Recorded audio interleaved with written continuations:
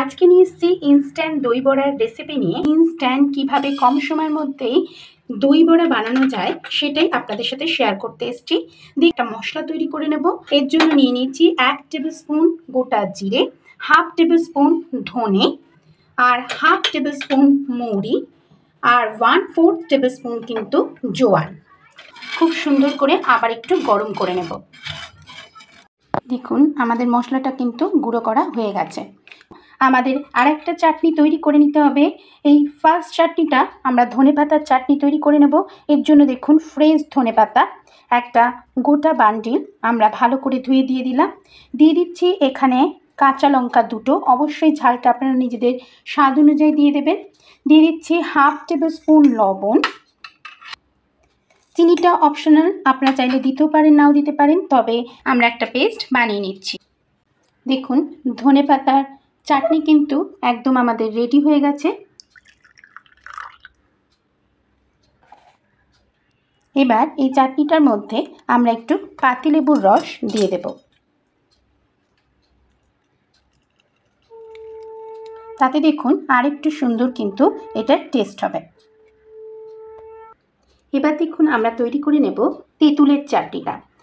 তাই উষ্ণ গরম জলে প্রায় 10 মিনিট মতন ভিজিয়ে রেখেছি। এবার এর থেকে কাঁচ আমরা কিন্তু দানাগুলো ফেলে দিয়ে ভালো করে কাঁচ বের করে নেব। আমাদের তেঁতুলের কাঁচ কিন্তু একদম তৈরি হয়ে গেল। তেঁতুলের যে পাল্পটা তৈরি করে নিয়েছি সেটা প্যানে দিয়ে দিলাম। এটা প্যানে দিয়ে ভালো করে একটু ফুটতে থাকবে। সেই সময় আমরা এখানে দিয়ে দেব, দেখুন 4 টেবিল স্পুন চিনি আছে এখানে। আপনারা অবশ্যই মিষ্টিটা নিজেদের স্বাদ অনুযায়ী দিয়ে দেবেন। আমি এখানে 4 টেবিল স্পুন মতন চিনি দিয়ে দিচ্ছি। চিনি দেওয়ার পরে আমি এখানে দিয়ে দিলাম হাফ টেবিল স্পুন লবণ অ্যাড করলাম। দিয়ে দিচ্ছি কাশ্মীরি লঙ্কার গুঁড়ো 1 টেবিল স্পুন। এটা কিন্তু ঝাল লঙ্কার গুঁড়ো দিইনি, জাস্ট কালারটা সুন্দর হওয়ার জন্য দিয়েছি। আপনারা চাইলে কিন্তু ঝাল লঙ্কার গুঁড়ো অ্যাড করতে পারেন। আপনারা এখানে এই ভাজা মশলাটার বদলে শুধু জিরের গুঁড়োও কিন্তু অ্যাড করতে পারেন। একবার এইভাবে তেঁতুলের চাটনিটা তৈরি করে স্টোর করেও রেখে দিতে পারেন। দেখুন তেঁতুলের চাটনি কিন্তু আমাদের একদম তৈরি হয়ে গেছে। এরকম 1 বাটি সুজিটা আমরা এরকম ঢেলে নেব। জাস্ট একবার আমরা কিন্তু মিক্সারে গ্রাইন্ড করে নেব, তাতে সুজিটা খুব সুন্দরভাবে কিন্তু গুঁড়ো হয়ে যাবে আর ভিজিয়ে রাখার কোনো ঝামেলাই থাকবে না। বাটি কিন্তু আমি এরকম সুজির গুঁড়ো তৈরি করে নিলাম। তার জন্য ওই একই বাটির কিন্তু আমি এখানে টক দই দিয়ে দিচ্ছি।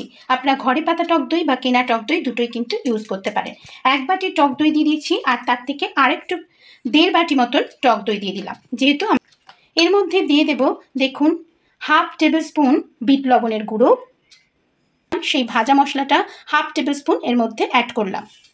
2 পিঞ্চ বা 1/4 টেবিল স্পুন দিয়ে দিচ্ছি খাবার সোডা। করে আবারও মিক্স করে নিলাম। দেখুন হাত দিয়ে বা চামচ দিয়ে এটাকে খুব ভালোভাবে কিন্তু ফেটিয়ে নিতে হবে।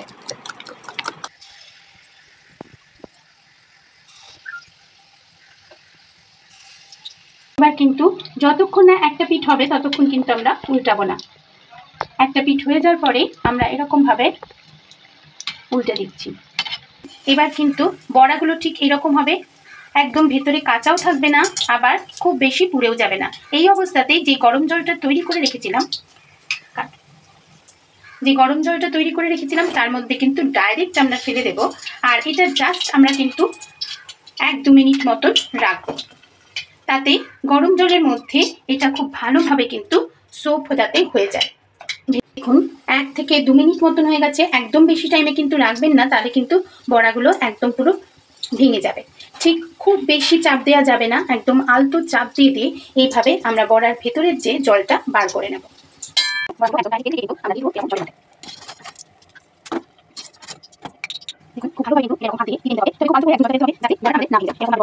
আমরা আরেকটা পাত্র নিয়ে নিয়েছি, যার মধ্যে দই বড়ার দইটা কিন্তু তৈরি করে নেব। আমি এখানে 2 বাটি দই দিয়ে দিলাম। অবশ্যই আপনারা কতটা পরিমাণ করছেন সেই অনুযায়ী কিন্তু দইটা নিয়ে নেবেন। আমি এখানে 2 বাটি দই নিয়ে নিলাম। দেখুন হাফ বাটি জল দিয়ে দেব। দইটা খুব বেশি পাতলাও হবে না, আবার খুব বেশি ঘনও হবে না।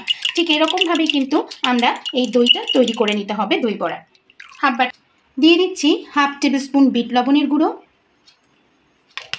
হাফ টেবিল স্পুন কাশ্মীরি লাল লঙ্কার গুঁড়ো।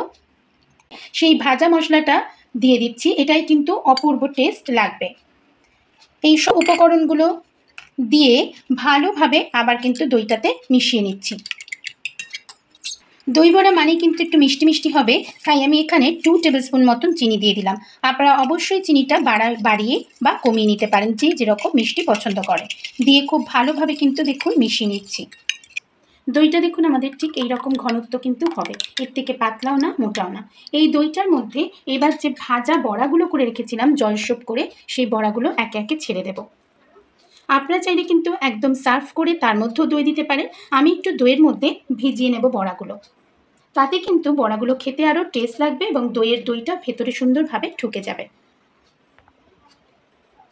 সমস্ত বড়াগুলো এরমভাবে ছেড়ে দিচ্ছি, দিয়ে একটু উল্টে পাল্টে নিয়ে নেব। এবার আমাদের সার্ভ করে দেওয়ার পালা। এরপর দেখুন বেশি করে কিন্তু আমরা দই দিয়ে দিচ্ছি। দিয়ে দেব একে একে সমস্ত চাটনিগুলো।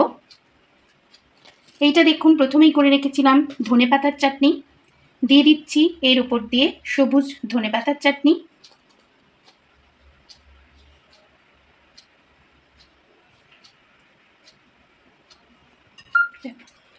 দেখুন করে নিয়েছিলাম সেই তেঁতুলের চাটনি, ঠিক এরকম হয়ে গেছে, একদম ঘন, অপূর্ব হবে কিন্তু খেতে। এর উপর দিয়ে দেব আস্তে করে এই তেঁতুলের চাটনিটা। খুব সহজেই কিন্তু এটা তৈরি করা যায়। বাড়িতে আপনারা যখনই খেতে ইচ্ছা হবে এই রকমভাবে কিন্তু বানিয়ে নিতে পারেন। আর তেঁতুলের চাটনি একবার বানিয়ে নিলে আমরা কিন্তু চাট, পাপড়ি চাট, দই বড়া, দই ফুচকা সবেতেই কিন্তু খেতে পারবো। দিয়ে দেব এর উপর দিয়ে একটু বিট লবণ ছড়িয়ে, এটা কিন্তু হাতে করে বিট লবণটা দিয়ে দেবো। ভালো লাগার জন্য এর উপর দিয়ে দেবো এরকমভাবে কাশ্মীরি লঙ্কার গুঁড়ো খুব অল্প পরিমাণে। এই মশলাটা তৈরি করে রেখেছিলাম ভাজা মশলাটা আবার এর উপর দিয়েও ছড়িয়ে দেবো, তাহলে খেতে কিন্তু ভীষণই টেস্টি লাগবে। অপূর্ব খেতে লাগবে এই শিউ ভাজা বা ঝুরি ভাজাটা দিলে। এর উপর দিয়ে দেবো, দেখতে এবং খেতে দুটোই কিন্তু দারুণ লাগবে। কেমন লাগলো আজকের আমার এই সহজ পদ্ধতির ইনস্ট্যান্ট দই বড়ার রেসিপিটি অবশ্যই একবার কমেন্টের মাধ্যমে জানাবেন। নতুন এবং পুরনো বন্ধু সবাইকেই অনুরোধ রাখছি পাশে থাকার জন্য। আর আমার এই রেসিপিগুলো যদি আপনাদের ভালো লেগে থাকে তবে লাইক বা শেয়ার করার অনুরোধ রাখছি, এবং পাশে থাকা বেল আইকনটি অবশ্যই প্রেস করে দিলে আমার সমস্ত রেসিপির নোটিফিকেশন আপনাদের কাছে সর্বপ্রথম যাবে। আজকে এই পর্যন্তই, আবার চলে আসবো ভিন্ন স্বাদের নতুন নতুন রেসিপি নিয়ে আপনাদের সাথে শেয়ার করতে। সবাই ভালো থাকুন, সুস্থ থাকুন, ধন্যবাদ।